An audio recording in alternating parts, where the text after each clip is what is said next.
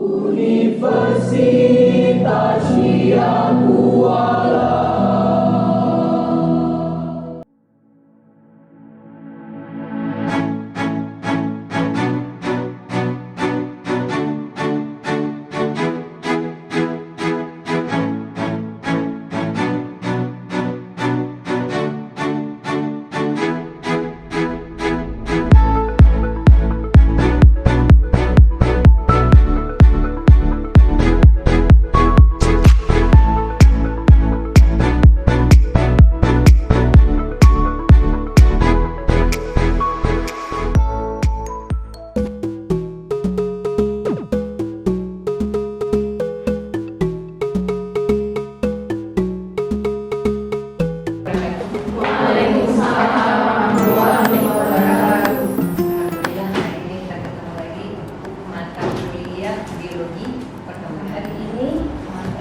Biologi perkembangan, kita masuk ke topik perkembangan tumbuhan. Ya, jadi biologi perkembangan ini ada dua topik besar, yaitu perkembangan tumbuhan dan perkembangan hewan. Ya, untuk hari ini tentang perkembangan tumbuhan kita akan berdiskusi tentang perkembangan tumbuhan terkait dengan hormon. Ya, terkait dengan hormon. Ada yang sudah membaca ataupun sudah mendapat dari sebelum-sebelumnya apa itu hormon? Merupakan suatu senyawa kimia. Oke. Senyawa kimia yang berupa protein fungsional. Mengapa dikatakan protein fungsional? Karena Dia memiliki fungsi. Nah, jadi kalau dikatakan protein fungsional, dia memiliki fungsi tertentu. Fungsinya apa kira-kira hormon itu? Hormon secara umum aja. Untuk pertumbuhan dan perkembangan. Pertumbuhan dan perkembangan. Oke. Nah, itu adalah prinsip dasar tentang hormon. Nah, sekarang ibu tanya lagi, bagaimana sih kerja hormon itu sebenarnya?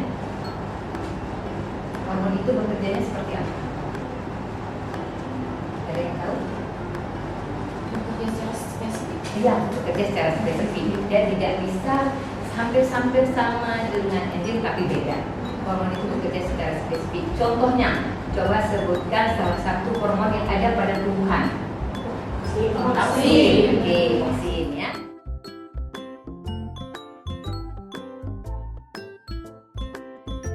Tujuan dari pembelajaran kita hari ini kita mengetahui sejarah penemuan hormon, ya.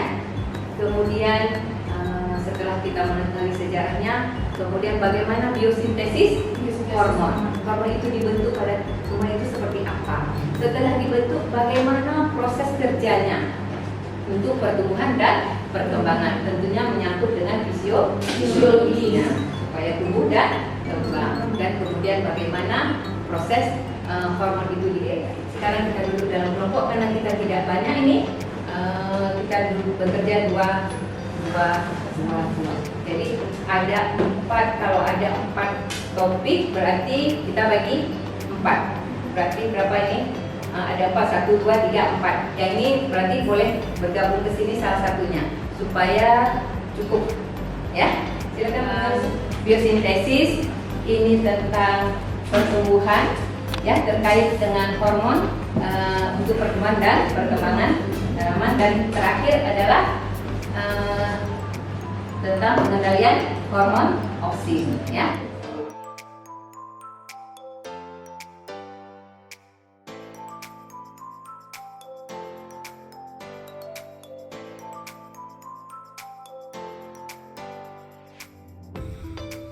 Sudah selesai semuanya? Oke, silakan maju ke ruang kelompok.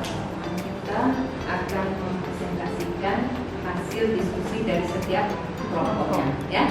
Jadi mohon perhatikan baik-baik supaya kita bisa berdiskusi nanti terkait dengan sejarah penemuan hormon, biosintesis hormon oksin dan pertumbuhan perkembangannya. Oke, silakan kepada kelompok oksin untuk presentasinya.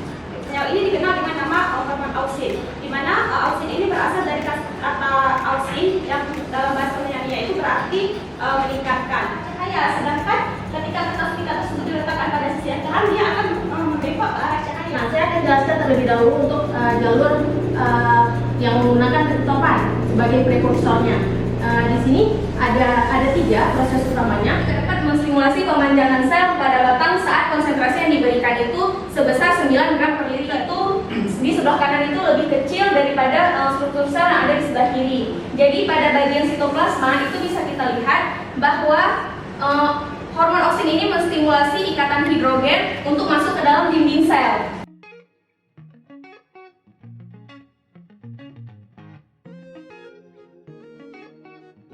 Baik, terima kasih atas kesempatannya. Saya Windy. Di sini saya akan bertanya untuk bagian sejarah penemuan hormon auksin ini. Nah, kemudian kami dari kelompok 3 juga bertanya tentang biosintesis. Hasil kerja dari hormon auksin atau percobaan Zipfric tadi. Kira-kira seperti itu. Kemudian yang kedua, saya ingin bertanya tentang yang tadi dijadikan herbisida. Ya, kalau disemprot auksin suatu tanaman akan menjadi herbisida. Kenapa ya kok bisa si auksin ini dia efektif untuk tanaman? Tulisan di atas di slide 18 juga itu ada menyebutkan bahwa auksin hanya dapat bekerja pada interval konsentrasi tertentu, yaitu 10 pangkat min 8M. Maksudnya di sini itu konsentrasi yang bagaimana? Auksin ini akan mempengaruhi karena memang auksin ini dia bukan menyukai, kerjanya itu lebih efektif di tempat-tempat yang tidak terlalu terkena cahaya.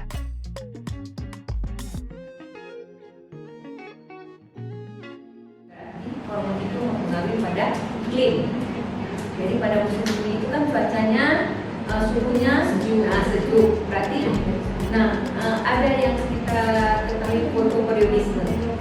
Fotoperiodisme itu berhubungan juga dengan hormon karena untuk pembungaan. Biasanya kan musim semi itu pasti dia lebih sejuk. Nah, itu merangsang hormon gibberellin karena hormon auksin ini dia tidak bisa bekerja sendiri.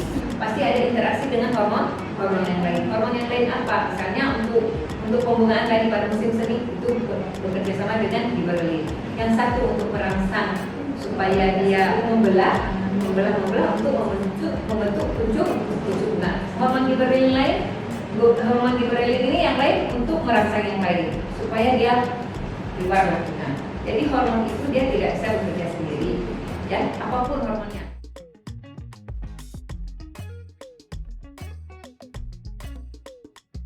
Ya, untuk kelompok auksin kita beri approach untuk kelompok auksin. Yang baik dan sudah mempresentasikan dan telah terjadi diskusi yang singkat. Terima kasih. Silakan. Pelajaran auksin kita hari ini apa saja yang dapat kita simpulkan?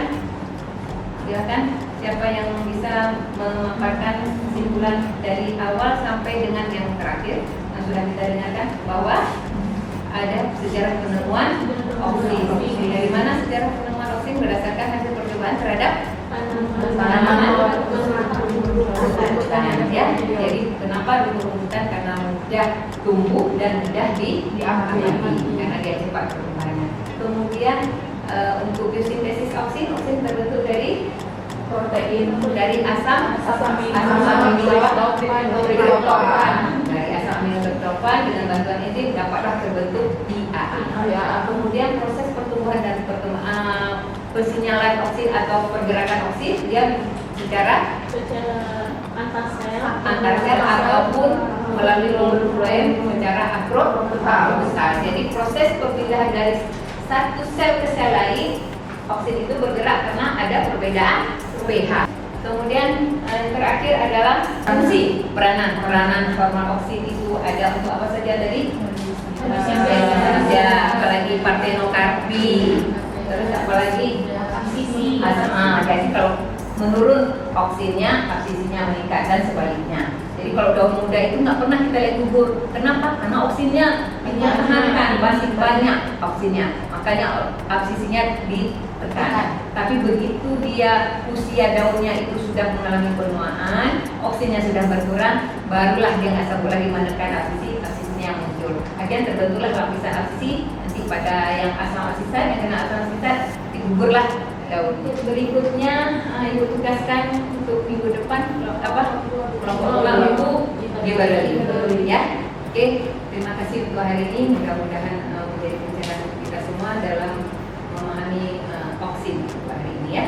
Terima kasih untuk hari ini ucapkan dan mudah-mudahan